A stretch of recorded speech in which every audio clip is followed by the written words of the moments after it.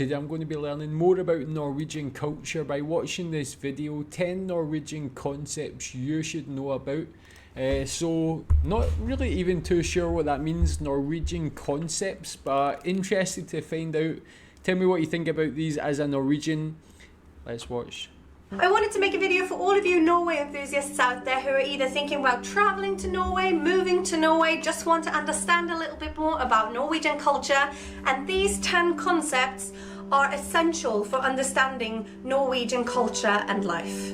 Concept number 1 is fellesferien. Fellesferien is a time period in July where absolutely everyone, in quotes, has a summer holiday. So it's basically the time of year when everyone at the same time takes time off, and it's pretty much impossible to get a doctor's appointment in that period of time. It's impossible to get anything with government done or any sort of paperwork file because pretty much everyone has traveled off to warmer countries and on holiday, and almost every single office in the country is empty. Concept number 2 is called the NRK-license. Now, a license is something that you pay in other countries as well. Just get used to hearing the expression NRK-license because Norwegians bitch about it all the time.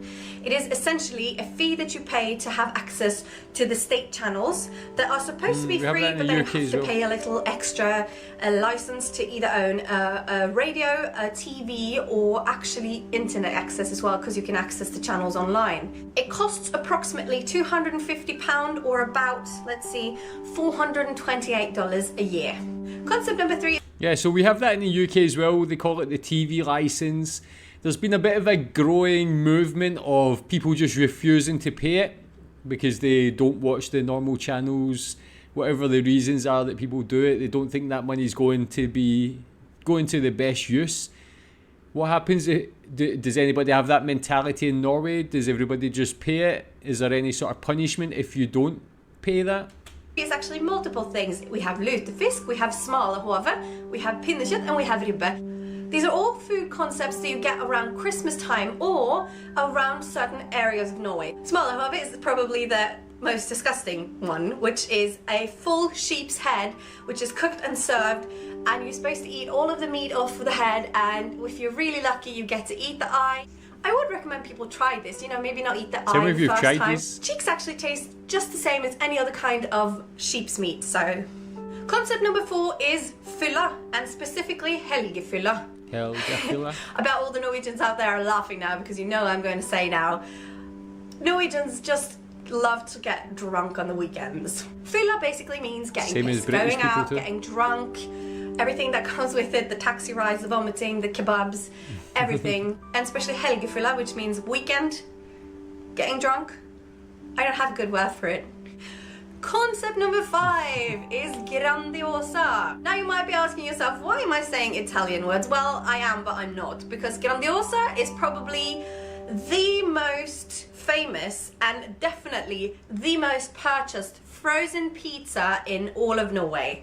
It's very weird, and I don't know how this happened, but this culture for frozen pizzas on the weekends has blossomed in Norway, and people just, it's a religious thing for them. Not my favourite, but I do understand why people sort of fall into the ease of buying frozen pizzas. So Grandiosa, you will hear that. So the weekends for getting drunk and eating frozen pizza? Vinmonopolet. Vinmonopolet is the same as Systembolaget in Sweden. It is a shop that basically only sells alcohol. Because we have very strict alcohol laws in Norway, you're not allowed to sell alcohol above a certain percentage in the shops. This shop is only open from 10 to 6 every weekday and from 10 to 3, I think it is, every Saturday, and it is shut on Sundays. Concept number 7 is called søndagsstengt.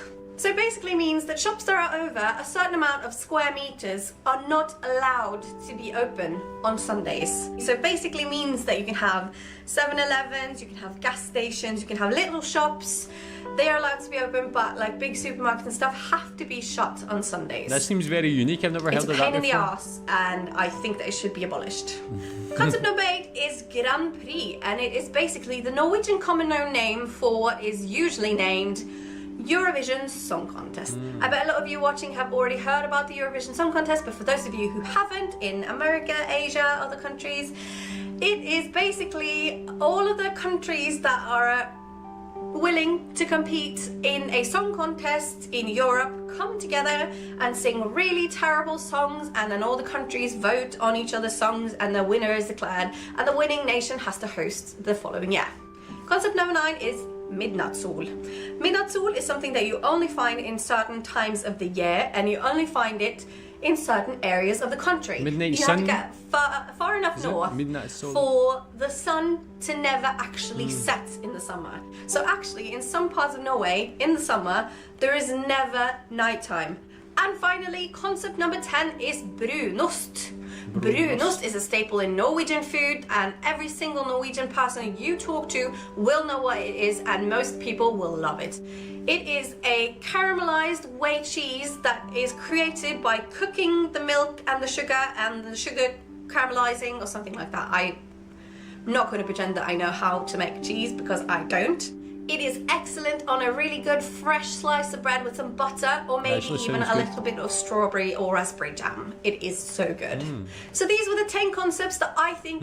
Interesting concepts, yeah, definitely very uniquely Norwegian, although there is some similarities with some of them to British culture as well, but obviously things like the food ones and obviously like the midnight sun and so on are all very uniquely Norwegian. Tell me what you think about all these. Have you experienced all of these? Is there any you've not experienced? Is there any other like interesting or unique parts of Norwegian culture that you think are worth learning about or hearing about?